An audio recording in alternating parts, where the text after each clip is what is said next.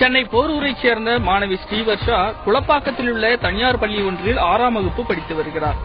கண்களை கட்டிவிட்ட பிறகு எந்த ஒரு பொருளை கையில் கொடுத்தாலும் அவற்றை துல்லியமாக கண்டுபிடிக்கும் அசாத்திய திறமையை பெற்றிருக்கிறார். உதாரணமாக, பல்வேறு நிறங்களிலான பந்துகளை கொடுத்தால் அவற்றின் நிறம் என்ன என்பதை சரியாக கூறுகிறார்.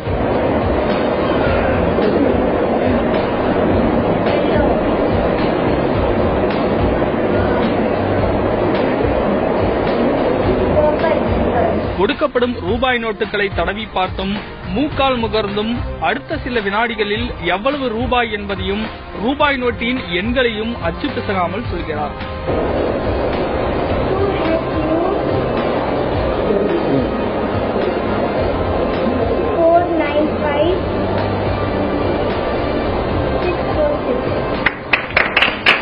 இதேபோல் விரல்களால் புத்தகங்களில் உள்ள எழுத்துக்களை வருடியும் காதுகளின் அருகே கொண்டு சென்றும் படித்து காட்டுகிறாள்.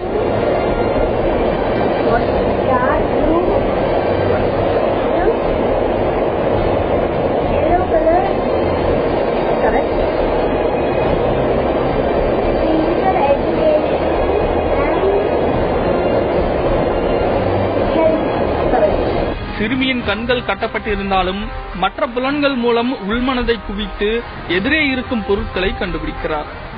தன் அபார ஆற்றல் மூலம் கண்களை மூடினாலும் காட்சிகளை காண முடியும் என்பதை உணர்த்துகிறார்.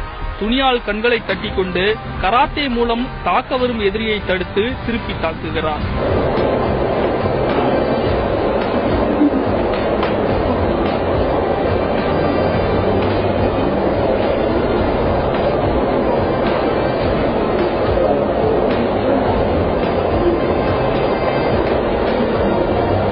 வரையப்பட்ட ஓவியம் ஒன்றை கொடுத்தால் அதற்கு வர்ணமும் தீட்டுகிறார். உள்மனதை குவித்து காதுகள் மூலமும் மூக்கால் முகர்தல், தொடு உணர்வு ஆகியவற்றின் மூலம் காட்சிகளை காண்பதாக சொல்கிறார்.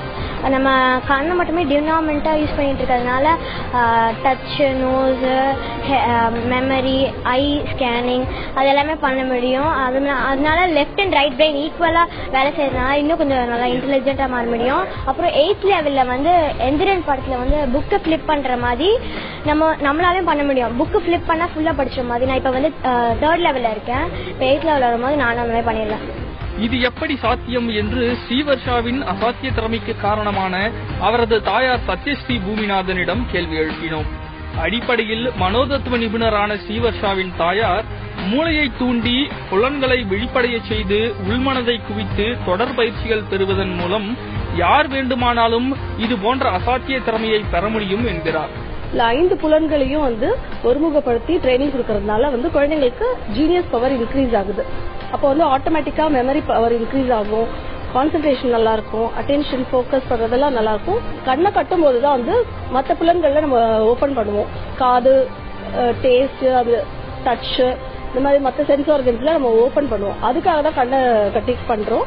ஆனா ஆஃப்டர் 2-3 லெவல்ஸ்க்கு அப்புறமா கண்ணை திறந்துட்டே தான் நம்ம அது வந்து பண்ண போறோம். சரிங்களா? அது வந்து பண்ணும்போது என்ன பெனிஃபிட் ஆகும்னா வந்து ஒரு இதால பாக்குறத விட கண்ணால மட்டும் ஒரு ஸ்டிமுலஸ் வந்து ரெகக்னைஸ் பண்றதை விட 5 புலன்களை யூஸ் பண்ணும்போது இன்னும் நல்லா இருக்கும். அவங்களுக்கு அந்த பவர் வந்து இன்னும் நல்லா இருக்கும். கண்ணை திறந்து நம்ம என்னெல்லாம் பண்ணுவோமோ அது எல்லாமே வந்து கண்ணை மூடி பண்ண முடியும். உதாரணமாக வந்து கலர் சொல்ல முடியும், கலர் எல்லா வண்ணங்களும் சொல்ல முடியும், கண்ணை மூடி படிக்க முடியும், கண்ணை மூடி யார் யாரை எங்கெங்க நிக்கிறாங்க அப்படின்னு ரெகக்னைஸ் பண்ண முடியும், பேட்மிண்டன் விளையாட முடியும், எக்ஸாம் எழுத முடியும். கண்களால் பார்க்காமலேயே காட்சிகளை காணும் அசாத்திய திறமையை பெற்றிருக்கும் மாணவி ஸ்ரீவர்ஷா தேசிய அளவில் சாதித்து ஏராளமான தங்கப்பதக்கங்களையும் விருதுகளையும் குவித்திருக்கிறார். தனது இலக்கின் அடுத்த கட்டமாக மைண்ட் ரீடிங் எனப்படும் மற்றவர் மனதில் இருக்கும் எண்ணங்களை புரிந்து கொள்ளும் திறனை பெறவும் தீவிர பயிற்சியில் ஈடுபட்டு வருகிறார். முறையான பயிற்சியும் ஊக்குவிப்பும் இருந்தால் மாணவி ஸ்ரீவர்ஷாவை போல் அசாத்திய திறன் பெற்று பல்வேறு துறைகளில் எவரும் சாதிக்கலாம் என்பதில் மாற்று கருத்தில்லை.